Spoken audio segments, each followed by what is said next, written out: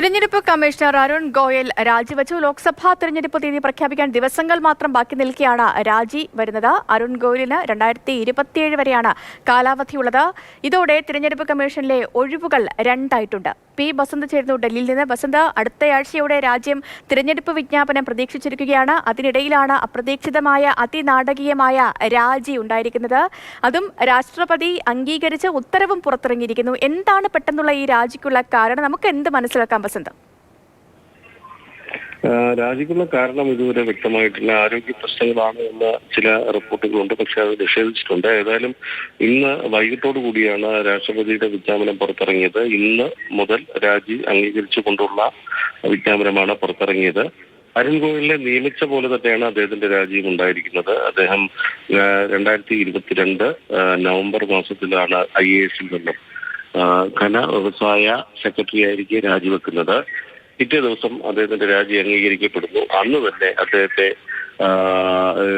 മുഖ്യ തെരഞ്ഞെടുപ്പ് കമ്മീഷണറായി നിയമിക്കുകയും ചെയ്യുന്ന ഒരു സാഹചര്യം ഉണ്ടായിരുന്നു. വലിയ വിവാദമായിരുന്നു അന്ന് അത്തരത്തിലൊരു തീരുമാനം വന്നത്. മാത്രമല്ല സുപ്രീം കോടതിയിൽ ഇത് ചോദ്യം ചെയ്യപ്പെടുന്ന ഒരു സാഹചര്യം ഉണ്ടായിരുന്നു. സുപ്രീം കോടതി നിയമനം റദ്ദാക്കിയില്ലെങ്കിലും നിയമന രീതിയെ കടുത്ത ഭാഷയിൽ വിമർശിക്കുകയും ചെയ്തു. ഇത്ര വേഗത്തിൽ എന്തിനാണ് ഇത്തരത്തിലൊരു തീരുമാനമെന്ന് അന്ന് ജസ്റ്റിസ് KM ജോസഫ് ചോദിക്കുകയും ഉണ്ടായി. മാത്രമല്ല അന്ന് ആ ഉത്തരവിന്റെ ഭാഗമായിട്ടാണ് ഈ 3 അംഗ തെരച്ചിൽ സമിതിയിൽ സുപ്രീം കോടതി ചീഫ് ജസ്റ്റിസിനെ കൂടി ഉൾപ്പെടുത്താനുള്ള തീരുമാനം വന്നത്. അതിനെ മറികടക്കാനാണ് പിന്നീട്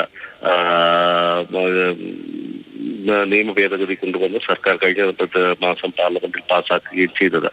ഏതായാലും അടുത്ത ആഴ്ച തെരഞ്ഞെടുപ്പ് പ്രഖ്യാപിക്കാനിരിക്കെ ഇപ്പോൾ തെരഞ്ഞെടുപ്പ് കമ്മീഷനിൽ മുഖ്യ തെരഞ്ഞെടുപ്പ് കമ്മീഷണർ മാത്രമേ ഉള്ളൂ.